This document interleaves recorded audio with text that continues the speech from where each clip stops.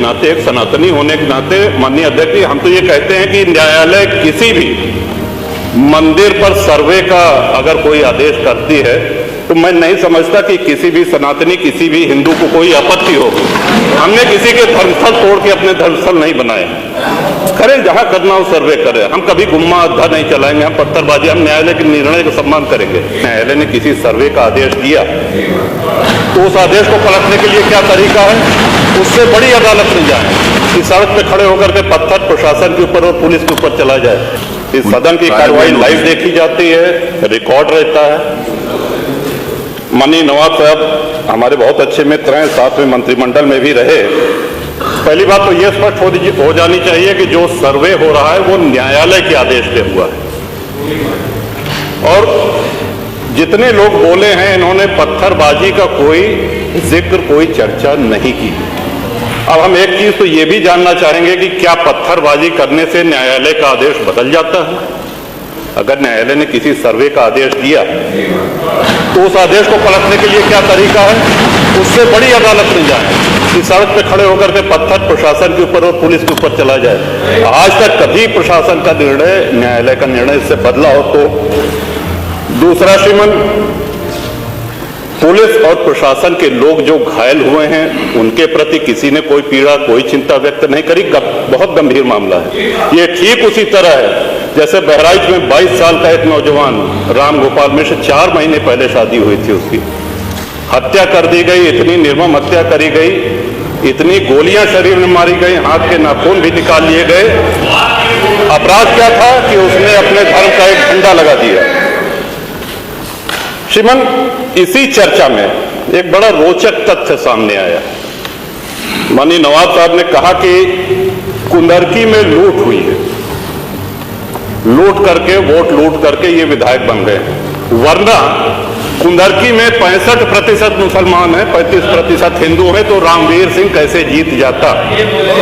ये कार्रवाई में है हमारा। तो मनोहर, एक सवाल हम ये भी करना चाहते हैं कि जिन विधानसभाओं में मुस्लिम मतदाता की संख्या हिंदू से कम है, क्या वो लूट करके विधायक बन के आते हैं? या क्या हिंदू बाहुल्य जो विधानसभाएं हैं वो मुसलमान को वोट नहीं देती? इस हिसाब से तो यही लगता है कि सबसे बड़ा आश्चर्य धरती का यही हो गया कि जब 65% मुस्लिम है तो हिंदू कैसे जीत गया? आज पहला दिन है इन लोगों का सदन में। हमने अनुरोध किया था जो नए सदस्य जीत के आए हैं कम से कम परिचय करा दें, हम लोग भी पहचान लें। हमारा कोई परिचय नहीं है रामवीर जी से, लेकिन वो निर्वाचित सदस्य हो चुके हैं, सदन के सम्मानित सदस्य हैं, उनका इस तरह से अपमान करना, उनको लुटेरा कहना, ये तो आपत्तिजनक है। और सर्वे हम बोल रहे तो आप बोले।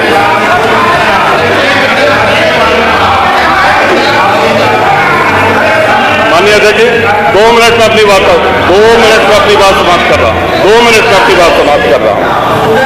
हम लोगों ने भी बड़े धैर्य से सुना। तो इस सदन का एक क्राइटेरिया, एक मापदंड क्या ये तय मान लिया जाए कि जहां हिंदू अधिक है वहां हिंदू विधायक को ही जीतना चाहिए, मुस्लिम विधायक सिर्फ वहीं से जीतना चाहिए जहां मुस्लिम की आबादी 50% से अधिक है? अगर ऐसा नहीं हुआ तो ये मान लिया जाए कि वोटों की लूट हो रही है या विधायक लुटेरा बन के वोट को लूट करके जीत करके आया है, बेईमानी से आया है। तो श्रीमान, ये तो इन शब्दों को कार्रवाई से हटाया जाना चाहिए। ये सदन के विधायक का अपमान है। और एक बात और कही गई कि सर्वे शांतिपूर्ण चल रहा था। एक हिंदू होने के नाते, एक सनातनी होने के नाते माननीय अध्यक्ष जी, हम तो ये कहते हैं कि न्यायालय किसी भी मंदिर पर सर्वे का अगर कोई आदेश करती है तो मैं नहीं समझता कि किसी भी सनातनी, किसी भी हिंदू को कोई आपत्ति होगी। हमने किसी के धर्मस्थल तोड़ के अपने धर्मस्थल नहीं बनाए। करें जहां करना हो सर्वे करें, हम कभी गुम्मा अद्धा नहीं चलाएंगे, हम पत्थरबाजी, हम न्यायालय के निर्णय का सम्मान करेंगे। तो शासन का काम, प्रशासन का काम तो न्यायालय के निर्णय को लागू कराना होता है। तो इसलिए माननीय अध्यक्ष जी, इस पे चर्चा कराई जाए। चर्चा में भाग लेने की इच्छा इधर भी है, बहुत से लोगों की है, और चर्चा कराई जाएगी तो बहुत सी सच्चाइयां सामने आएंगी। बहुत नेता पे विपक्ष ये ठीक उसी तरह है जैसे बहराइच में 22 साल का एक नौजवान राम गोपाल मिश्र, 4 महीने पहले शादी हुई थी उसकी, हत्या कर दी गई, इतनी निर्मम हत्या करी गई, इतनी गोलियां शरीर में मारी गई, हाथ के नाखून भी निकाल लिए गए। अपराध क्या था कि उसने अपने धर्म का एक झंडा लगा दिया।